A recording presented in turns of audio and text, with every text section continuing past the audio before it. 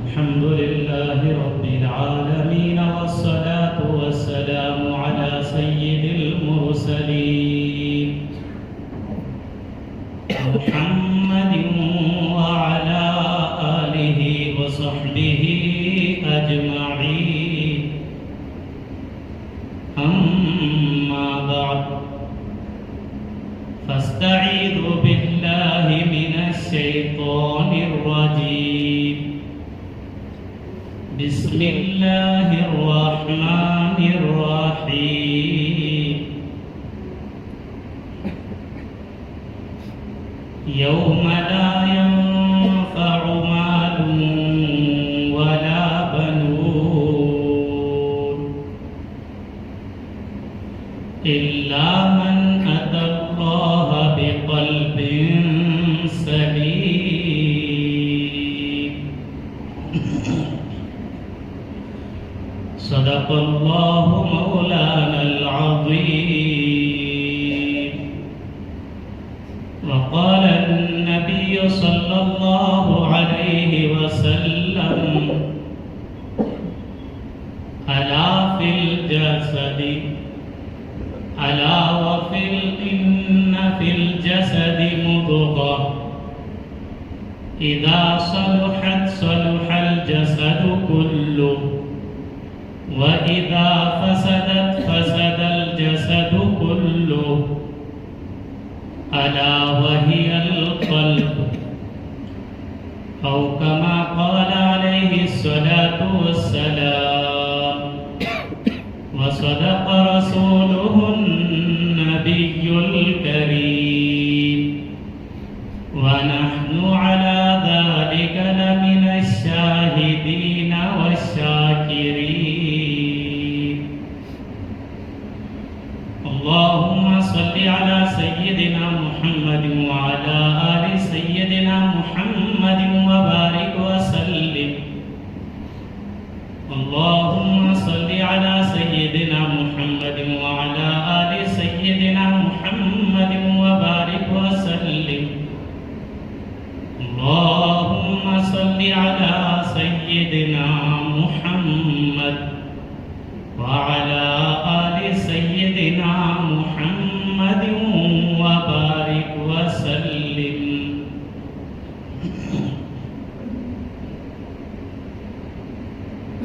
اللہ تبارک و تعالی نے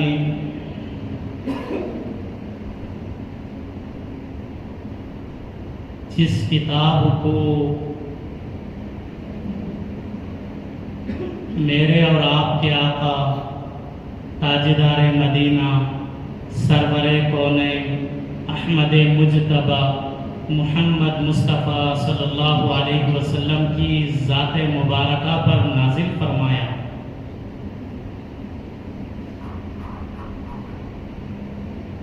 جس کو ہم اور آپ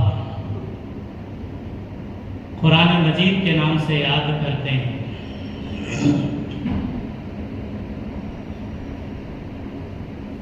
قرآن مجید انسانی زندگی کے لیے دستور حیات ہے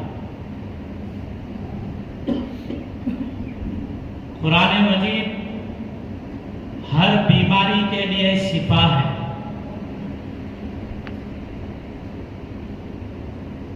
قرآن مجید ہر مسئلے کا حل ہے قرآن مجید ہر سوال کا جواب ہے قرآن مجید ہر انسان کی ضرورت ہے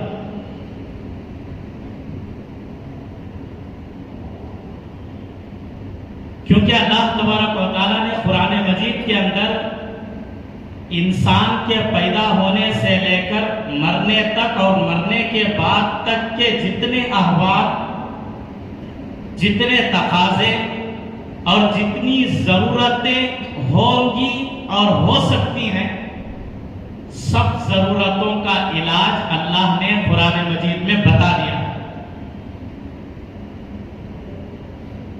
قرآن میں سب کچھ موجود ہے حدیث قرآن مجید کی شرح ہے، اس کی گائیڈ ہے۔ اللہ تعالی ہم سب کو قرآن مجید پڑھنے، سمجھنے اور اس کے مطابق عمل کرنے کی توفیق عطا فرمائے۔ ہم اگر قرآن مجید پڑھیں گے، غور کریں گے، اس کے اندر سوچیں گے، سمجھنے کی اگر کوشش کریں گے، پورے قرآن مجید کے اندر ایک بات ہمارے سامنے کھل کر آئے گی کہ اللہ تعالیٰ نے پورے قرآن مجید کے اندر جہاں کہیں بھی انسان کی کامیابی کے لیے راز بتایا ہے، انسان کی کامیابی کا معیار بتایا ہے، وہ دنیا کی نعمتوں کو نہیں بلکہ آخرت کی کامیابی کو اصل کامیابی بتایا۔ دنیا کی کامیابی کو اللہ قرآن کے اندر کہیں پر بھی کامیابی کر کے نہیں بتایا۔ قرآن پڑھا اٹھا کر صرف آخرت کی کامیابی کو اللہ نے کامیابی بتایا۔ پورا قرآن مجید کے اندر تلاش کرنا۔ اصل کامیابی دنیا کی کامیابی نہیں بلکہ آخرت کی کامیابی ہے اللہ اور اللہ کے رسول کی نظر میں۔ پورے قرآن مجید کے اندر اللہ نے بیان کر دیا صاف طور سے، مَن یُطِعِ اللَّهَ وَرَسُولَهُ فَقَدْ فَازَ فَوْزًا عَظِیمًا، جو اللہ اور اللہ کے رسول کی اطاعت کرے گا وہ کامیاب ہو گیا۔ ایک جگہ اللہ نے فرمایا قد افلح من تزکا، اور ایک جگہ اللہ نے فرمایا قد افلح من زکاہا، وہ کامیاب ہو گیا جس نے اپنے دل کو صاف کر لیا۔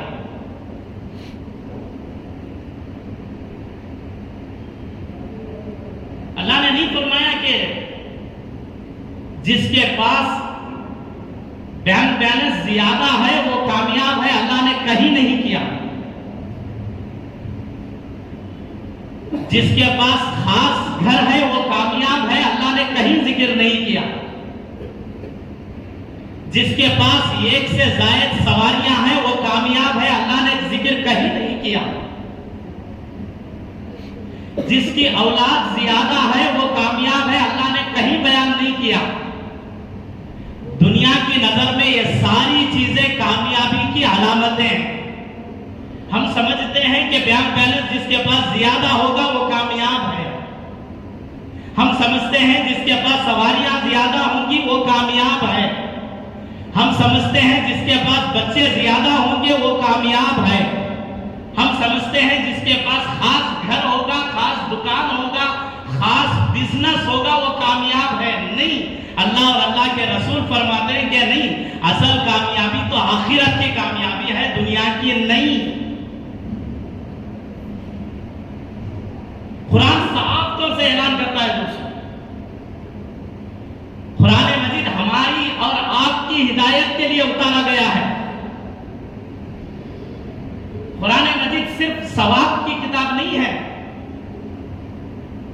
قرآن مجید صرف تلاوت کی کتاب نہیں ہے،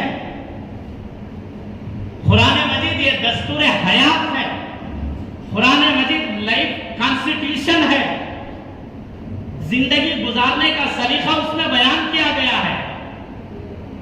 زندگی کیسے گزارنا ہے، ایمان کیسے رکھنا ہے، اعمال کیسے کرنا ہے، معاملات کیسے کرنا ہے، معاشرے میں زندگی کیسے گزارنی ہے، اخلاق کیسے ہونی چاہیے، ہمارا چلنا کیسا ہونا چاہیے، ہمارا بیٹھنا کیسا ہونا چاہیے، حتیٰ کہ اللہ تعالیٰ نے قرآن مجید میں کسی سے بات کرنے کا سلیقہ بھی بتایا۔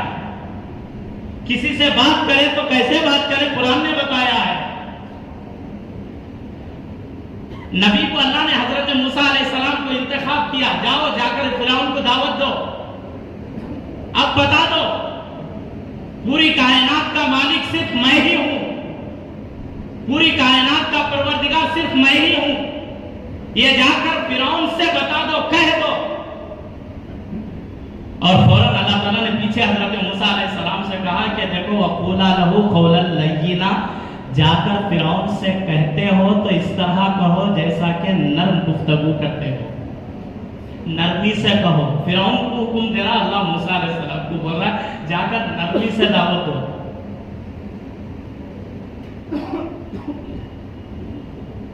कुरान ने सब कुछ बता दिया, लेकिन पढ़ने की जरूरत है दोस्तों, समझने की जरूरत है, आज अमल करने की जरूरत है। हम सिर्फ पढ़े तो पढ़े, नहीं पढ़ने के हद तक नहीं। कुरान आज नहीं पढ़ने की वजह से, नहीं समझने की वजह से कुरान के ऊपर बेजा एतराज़ात होते हैं। सारे एतराज़ात के जवाब कुरान मजीद में हैं, तलाश करने की जरूरत है। ऐसा नहीं है कि इस मसले का हल कुरान में नहीं है, ऐसा नहीं हो सकता। मेंबर रसूल पर बैठकर बता रहा हूं, सारे मसाइल का हल मौजूद है कुरान मजीद में। क़यामत तक आने वाली इंसानियत के दिलो दिमाग में जो जो सवाल, जो जो ऑप्शंस, जो जो डाउट्स पैदा होते हैं, सारे डाउट्स का जवाब अल्लाह ने कुरान मजीद में दिया है। बात है सब क्लियर है,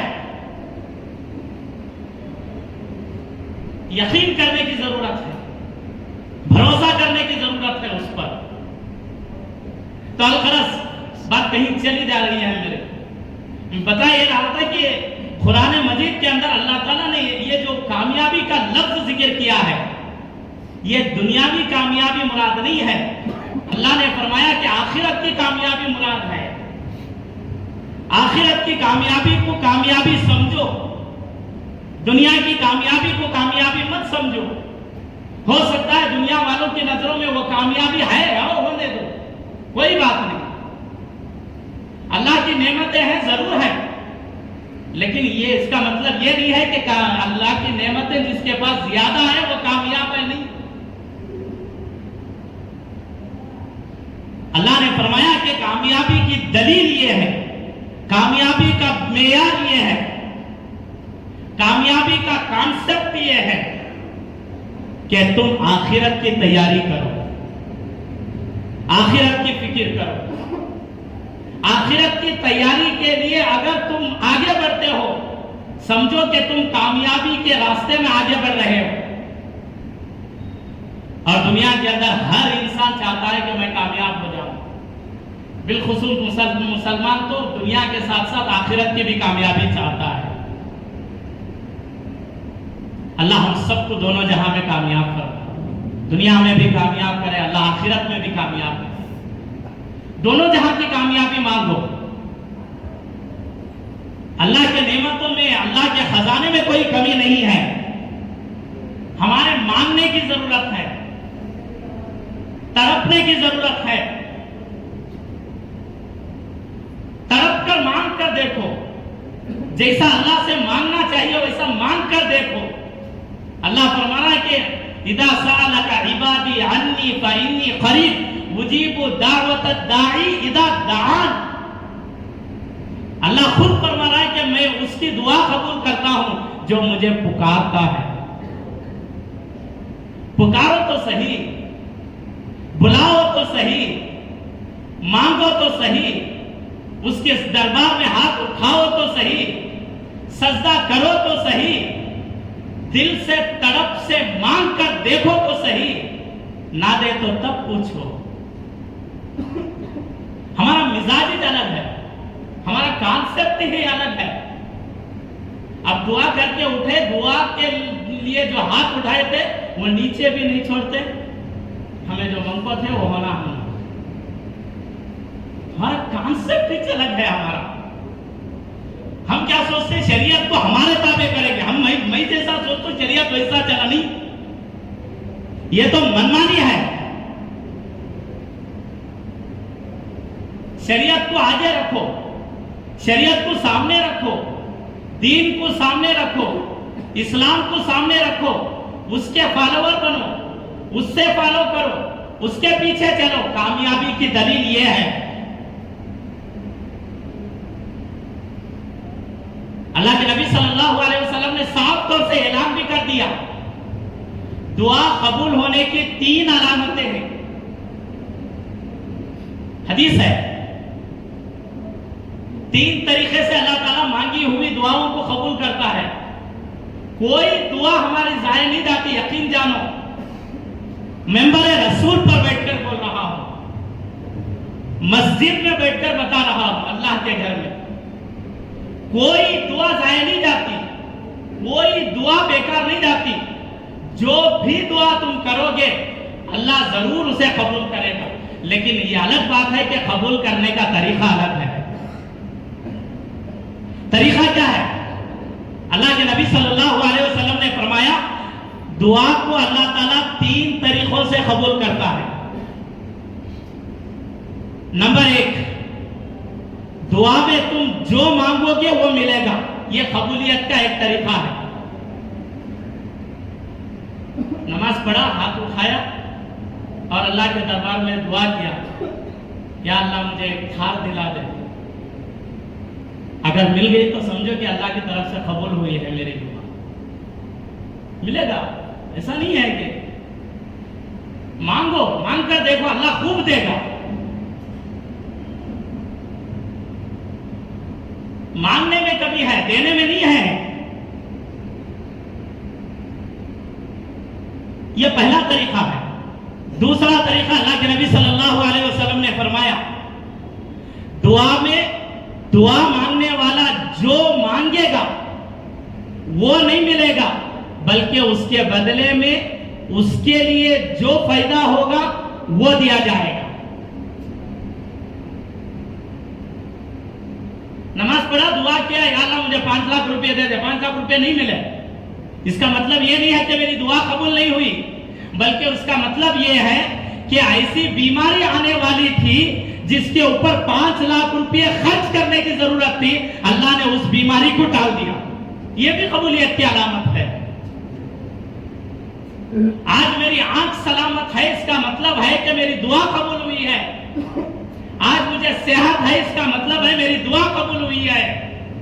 آج میں چل رہا ہوں، اس کا مطلب ہے میری دعا قبول ہوئی ہے۔ آج مجھے طاقت ہے تو اس کا مطلب ہے میری دعا قبول ہوئی ہے۔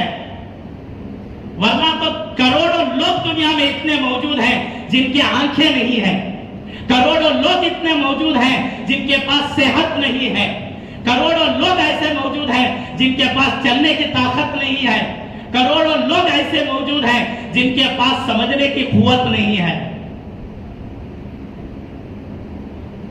تیسرا طریقہ اللہ کے نبی صلی اللہ علیہ وسلم نے بیان فرمایا دعا قبول ہونے کے لیے۔ دنیا کے اندر جو کچھ مانگا تھا دنیا میں نہیں ملا، بلکہ اللہ تعالیٰ نے اس دعا کو محفوظ کر کے رکھا۔ مرنے کے بعد قیامت کے دن اللہ تعالیٰ مغفرت کی شکل میں اس دعا کو قبول کرتا ہے۔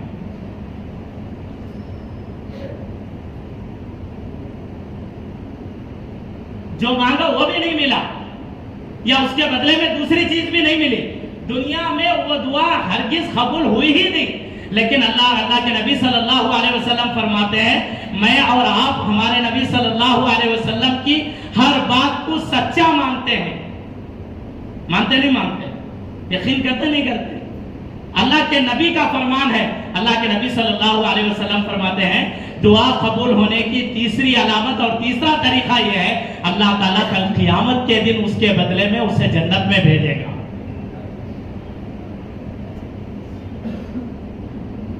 یہ 3 علامتیں ہیں دعا کے قبول ہونے کے لیے۔ اگر کوئی کہتا ہے کہ میری دعا قبول نہیں ہوئی،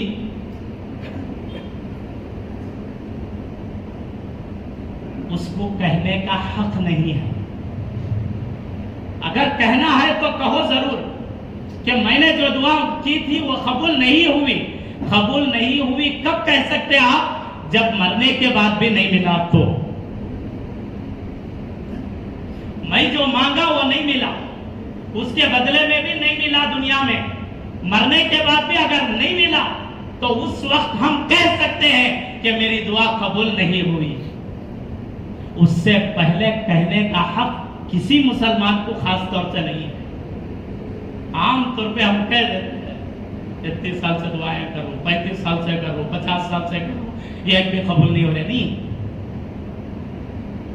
یقین جانو, اللہ پر بھروسہ کرو. اللہ کی ذات پر جس طرح بھروسہ کرتے ہو, اللہ کی بات پر بھی اسی طرح سے بھروسہ کرو. دیکھو اس کے بعد کیسے ہمارے دعائیں قبول ہوتی ہیں, ہماری ضرورتیں پوری ہوتی ہیں, روزی روٹی کے دروازے کیسے کھلتے ہیں. دیکھو آج اس کی ضرورت ہے دوستو, مانگنے کی ضرورت ہے. الغرض بات کہیں پر جا رہی ہے. بتا یہ رہا تھا کہ قرآن مجید ہر سوال کا جواب ہے, ہر دعا کے قبول ہونے کا ایک ذریعہ ہے. قرآن میں وعدے ہیں پکے, اللہ کبھی وعدہ خلافی نہیں کرتا. قرآن اعلان کر رہا ہے جو تم مانگو گے میں دوں گا, تم دعا کرو میں قبول کروں گا. اللہ کہہ رہا ہے. یقین کرنے کی ضرورت ہے, ماننے کی ضرورت ہے, دل سے بھروسہ کرنے کی ضرورت ہے اس کی باتوں پر. قرآن مجید اس لیے اتارا گیا ہے, تلاوت ضرور کریں, ثواب ضرور ملے گا, ضرور پڑھیں, نمازوں میں پڑھے, غیر نماز میں, باہر کی نماز پر پڑھے, تلاوت گھر میں کریں, مسجدوں میں کرے, دکانوں میں کرے, ثواب ضرور ملے گا, برکت ضرور ملے گی, رحمت ضرور ملے گی. اصل مقصد کیا ہے؟ قرآن کو سمجھ کر اس کے مطابق زندگی میں عمل کرنا ہے. اصل مقصد اس لیے اللہ نے قرآن مجید کو اتارا ہے. قرآن نے جیسا کہ بتایا کہ میرا ایمان اگر کمزور ہے, کہ میں سوچ رہا ہوں کہ میں اتنے سال سے دعائیں کر رہا ہوں, میری دعا قبول نہیں ہو رہی ہے, اس کا مطلب یہ ہے کہ میرا ایمان کمزور ہے. اللہ کے باتوں پر, اللہ کے وعدوں پر میرا یقین کمزور ہے. اسے مضبوط کرنے کی ضرورت ہے. وہ مضبوط کرنا ہے, ایمان کو مضبوط کرنا ہے تو قرآن پڑھنا ہے, سمجھ کر پڑھنا ہے, زندگی میں عمل بھی کرنا ہے. پورے قرآن کو زندگی میں لانا ہے. اللہ نے قرآن مجید اس لیے نازل فرمایا ہے. اللہ ہم سب کو عمل کرنے کی توفیق عطا فرمائے. الغرض قرآن مجید ایک دستور حیات ہے, زندگی گزارنے کا ایک سلیقہ ہے. اس کے اندر پورا اللہ تعالیٰ نے بیان کر دیا ہے. اس کے اندر ہر انسان بالخصوص مسلمان چاہتا ہے کہ وہ آخرت میں بھی کامیاب ہو جائے اور دنیا میں بھی کامیاب ہو جائے. اللہ تعالیٰ نے ایک راز بتایا ہے, وہ راز آپ حضرات کی خدمت میں رکھنا چاہتا ہوں. وہ راز یہ ہے کہ ہم اپنے دل کو صاف رکھیں. آج اس کی ضرورت ہے دوستو. بڑے درد کے ساتھ, بڑے دکھ کے ساتھ آپ کے سامنے میں پیش کر رہا ہوں. عبادت ضروری ہے, نماز پڑھنا بھی ضروری ہے, فرض ہے, زکوٰۃ دینا بھی فرض ہے, حج کرنا بھی فرض ہے, روزے رکھنا بھی فرض ہے, تلاوت ضروری ہے, ذکر و اذکار ضروری ہے, صدقہ خیرات ضروری ہے, ایک دوسرے کا تعاون ضروری ہے, ماں باپ کی خدمت ضروری ہے. یہ ساری چیزیں عبادت ہیں. جس طرح عبادت کرنا ضروری ہے, اس عبادت کی حفاظت اس سے زیادہ ضروری ہے. عبادت تو کر لیتے ہیں لیکن عبادت کی حفاظت نہیں کرتے ہم لوگ. اس کا سب سے بڑا ریزن یہ ہے کہ ہم نے اپنے دلوں کو گندا کر لیا ہے, دلوں کو ہم نے ناپاک کر لیا ہے. دلوں کے اندر نفاق آ گیا, دلوں کے اندر حسد آ گیا, دلوں کے اندر بغض آ گیا, دلوں کے اندر نفرت آ گئی, دلوں کے اندر کینہ آ گیا. میرے آقا صلی اللہ علیہ وسلم نے فرمایا ان الحسد یاکل الحسن کما تاکل النار الحطب. حسد نیکیوں کو اس طرح کھا جاتا ہے جس طرح آگ سوکھی لکڑی کو کھا جاتی ہے. ہم سوچ رہے ہیں کہ میں اتنے سال سے نماز پڑھ رہا ہوں کامیاب ہو جا، تو نہیں. اللہ سب کی مغفرت فرمائے، اللہ سب کو معاف فرمائے. دوستو عبادت ضروری ہے، عبادت سے زیادہ عبادت کی حفاظت ضروری ہے. عبادت کی حفاظت ہوتی ہے معاملات کے درستگی پر. معاملات درست رکھو. کسی کے یہاں کام کر رہے ہو ملازم بن کر، معاملات اپنے آقا سے اپنے یجمان سے صحیح رکھو، بالکل صاف ستھرے رکھو. 1 روپیے کا حساب کتاب بھی ادھر ادھر نہیں. ہماری عبادت کی حفاظت ہوگی انشاءاللہ. میاں بیوی ہیں، شوہر کے لیے ضروری ہے کہ بیوی کے ساتھ معاملات صاف رکھے. بیوی ہے، اس کے لیے ضروری ہے کہ اپنے شوہر سے معاملات صاف رکھے. استاد ہے، اپنے شاگردوں سے اسٹوڈنٹ سے معاملات صاف رکھے، کلیئر رکھے. اسٹوڈنٹس ہیں، اپنے ٹیچرز کے ساتھ معاملات صاف رکھے. دوست ہیں، دوستی میں معاملات صاف رکھیں. پڑوسی ہیں، پڑوسیوں کے ساتھ معاملات صاف رکھیں. محلے میں ہیں، محلے والے ہیں، معاملات صاف رکھیں. امام ہیں، مقتدیوں سے معاملات صاف رکھیں. مقتدی ہے، امام سے معاملات صاف رکھیں. معاملات کی کمی ہے دوستو، صفائی کی کمی ہے. اس کا بنیادی ریزن یہ ہے کہ ہم نے اپنے دلوں کو گندا کر لیا. معاملات صاف ہوتے ہیں دلوں کے صاف ہونے پر. آج دلوں کو صاف کرنے کی ضرورت ہے. قرآن مجید میں اللہ نے اسی کو فرمایا قد افلح من تزکا، جس نے دل کو صاف کر لیا وہ کامیاب ہو گیا.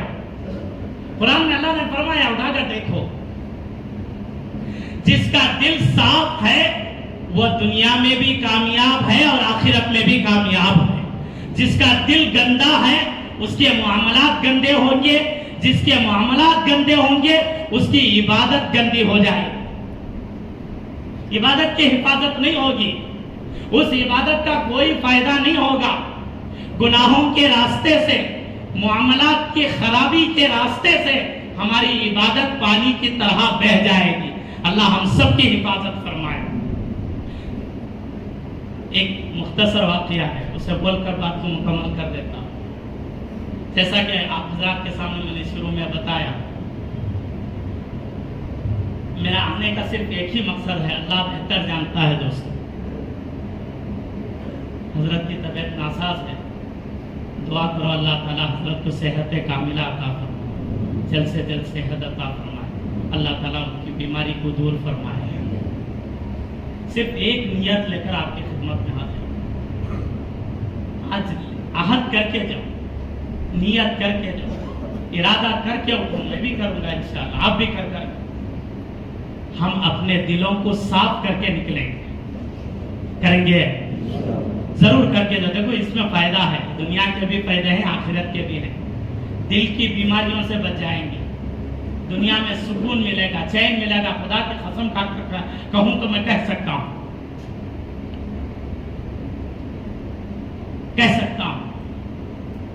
آج دل کو صاف کرنے کی ضرورت ہے دوستو. ہم نے تو کیسے کیسے خیالات بتانے کا وقت نہیں ہے. ہم جانتے ہیں ہمارے دل کی کیفیت. اس سے کچھ فائدہ نہیں ہے دوستو، کچھ فائدہ نہیں ہے. دنیا کا بھی نقصان ہے اور آخرت کا بھی نقصان ہے. نفرتیں مت رکھو، رشتہ داروں سے نفرتیں مت رکھو، دوستوں سے نفرتیں مت رکھو، کسی سے حسد مت کرو، جلن مت کرو، کچھ مت کرو. ہمارا حال ہی عجیب ہے. دکھ ہوتا ہے دل سے، ایسے آنسو نکل رہے ہیں، میں بتا نہیں سکتا آپ کو. ہم مسلمان ہیں، دعوے اتنے بڑے کرتے ہیں ہم لوگ. نہیں، ضرورت نہیں ہے دوستو، اس کچھ ضرورت نہیں، کچھ فائدہ نہیں۔ اگر تم دنیا اور آخرت کی کامیابی اور بھلائی چاہتے ہو، بھلائی اسی میں ہے کہ آپ دلوں کے اندر سے گندگیوں کو نکال دو، اس کی ضرورت نہیں ہے۔ جیسا کہ شروع میں بتایا کہ حدیث قرآن کی گائیڈ ہے۔ دل کو صاف کرنا کیا مطلب ہے؟ حدیث میں آتا ہے کہ واقعہ بول کر مشہور واقعہ ہے، آپ حضرات بھی شاید جانتے ہوں گے۔ حضرت انس بن مالک رضی اللہ تعالیٰ عنہ فرماتے ہیں کنا جالسا عند نبی صلی اللہ علیہ وسلم، ایک مرتبہ ہم آپ صلی اللہ علیہ وسلم کی مجلس میں بیٹھے ہوئے تھے، اچانک آپ صلی اللہ علیہ وسلم نے فرمایا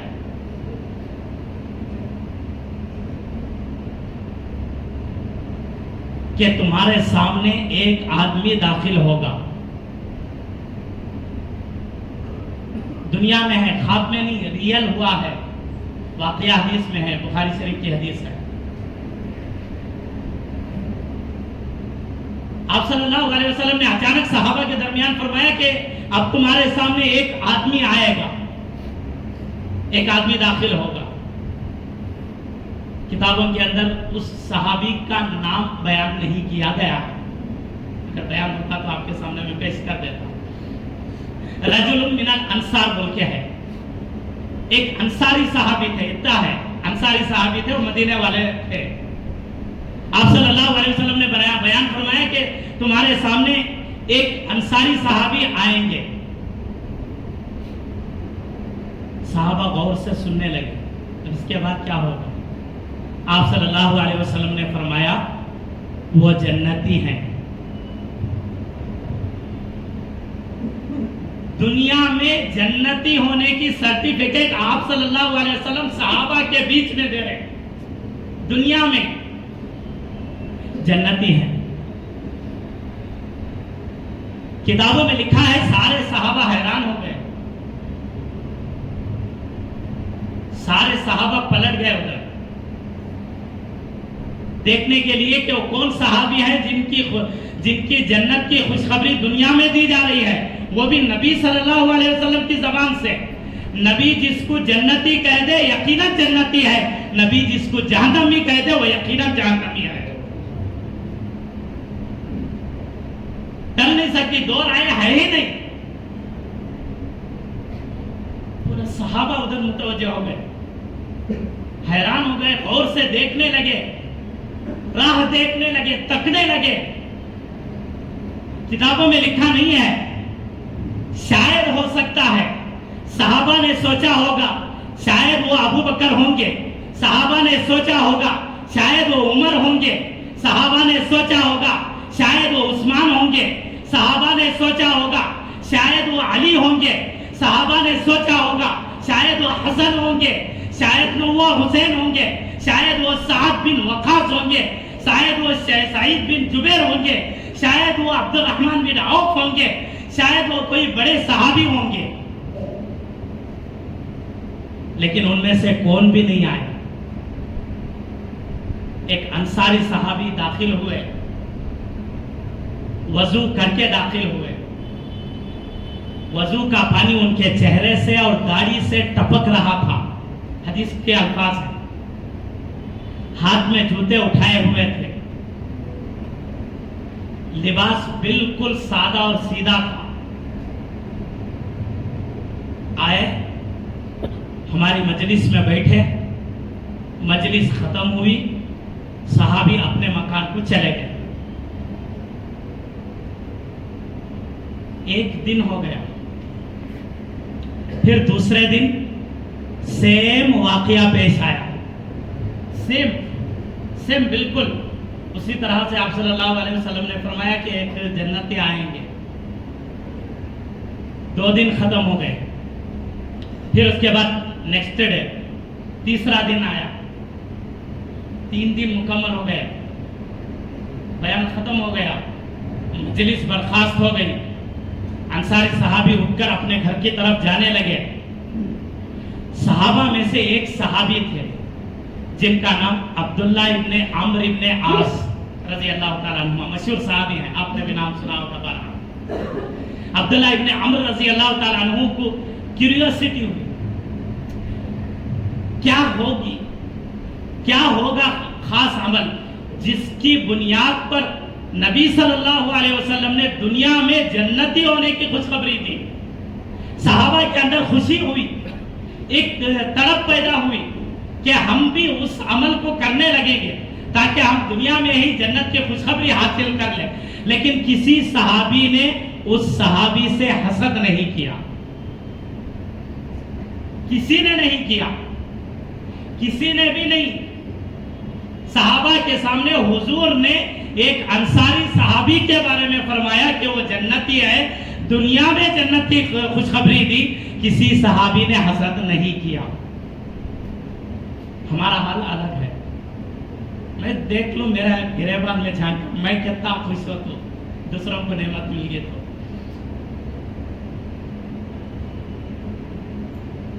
دکان کھول ڈالا، منجے وہاں سے شروع، اس کے سامنے لگ رہا دکان میں کھول رہا، دکان اچھا کھول رہا ہو، انہیں لے لیا وہ اس سے اچھی لینا رہے، اس کا نہیں اتنے پیسے ہی یہ ہے، اس کا نہیں کہ میں کرنا رہا لینا رہا۔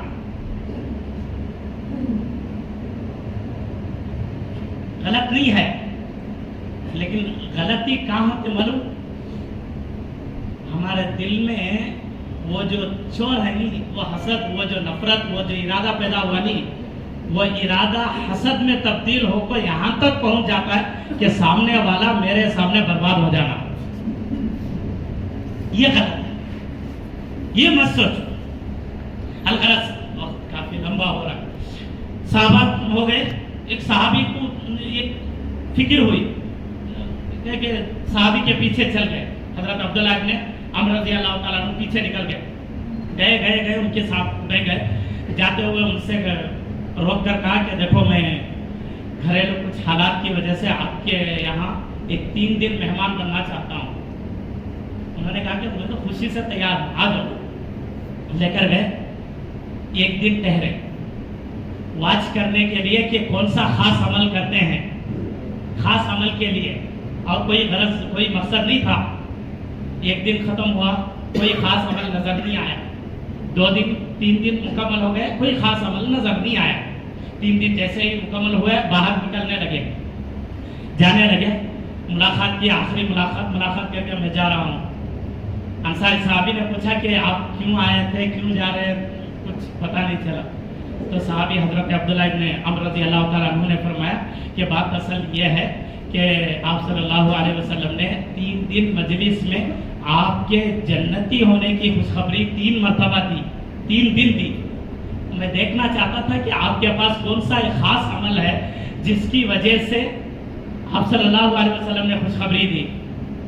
تو انصاری صحابی نے فرمایا کہ میرے پاس تو کوئی خاص ایسا عمل نہیں ہے، وہی اعمال ہیں جو آپ نے 3 دن دیکھے، کوئی خاص عمل نہیں ہے۔ جیسے ہی سنے عبداللہ ابن عمر رضی اللہ تعالیٰ عنہ نکلنے لگے تو انصاری صحابی نے آواز دی، حضرت 1 منٹ رک جاؤ۔ رک گئے۔ دیکھو ایک بات ہے میرے پاس، دیکھو تمہارے کام کی رہے تو لے لو، مجھے نہیں لگتا کہ وہی کوئی خاص عمل ہے، نہیں لگتا کوئی خاص عمل ہے۔ عبداللہ ابن عمر رضی اللہ تعالیٰ عنہ نے پوچھا کہ بتاؤ کیا ہے خاص عمل، کیا ہے؟ چھوٹا عمل ہے، بتاؤ چھوٹا یا بڑا، بتاؤ کیا عمل ہے۔ انصاری صحابی نے جو جواب دیا وہی جواب میں آپ کی خدمت میں رکھنا چاہتا ہوں، اسے نوٹ کر کے جاؤ، اسے لے کر جاؤ۔ حدیث کے الفاظ ہیں، انصاری صحابی نے فرمایا کہ میں کسی سے حسد نہیں کرتا، میرے دل میں حسد نہیں ہے۔ فوراً عبداللہ ابن عمر رضی اللہ تعالیٰ عنہ نے دیر نہیں کی، فوراً حضرت عبداللہ ابن عمر رضی اللہ تعالیٰ عنہ نے فرمایا کہ یہی تو بات ہے، ہمارے لیے مشکل ہے، ہم یہ نہیں کر سکتے، تم کر رہے ہو۔ یہ معمولی عمل نہیں ہے دوستوں، دلوں کو صاف رکھنا یہ بہت بڑا عمل ہے، یہ چھوٹا موٹا عمل نہیں ہے۔ اللہ کے نبی نے فرمایا جس کا دل صاف ہوگا اس کا سارا بدن صاف ہوگا، اگر دل خراب ہو گیا سارے بدن سے نکلنے والے اعمال بھی خراب ہوں گے. اللہ تعالیٰ سے دعا فرمائے اللہ تعالیٰ ہم سب کو دلوں کو صاف کرنے کی توفیق عطا فرمائے، معاملات کو صاف رکھنے کی توفیق عطا فرمائے، سیدھے راستے پر چلنے کی توفیق عطا فرمائے، نفرتوں کو نکالنے کی توفیق عطا فرمائے، حسد کو نکالنے کی توفیق عطا فرمائے. اللہ تعالیٰ محبتوں کو پیدا کرے. اللہ ہمارے دلوں کو اس طرح بنائے جس طرح صحابہ کے دل تھے. کسی کی خوشی دیکھ کر خوش ہو جائے ایسا دل بنائے، کسی کی نعمت کو دیکھ کر اپنا دل خوش ہو جائے ایسا بنائے. کسی کے پاس کار آئے تو میں خوش ہو جاؤں، میرا بھائی کے پاس کار آیا ایسا دل بنائے. اللہ تعالیٰ ہم سب کو عمل کرنے کی توفیق عطا فرمائے. وآخر دعوانا الحمدللہ رب العالمین.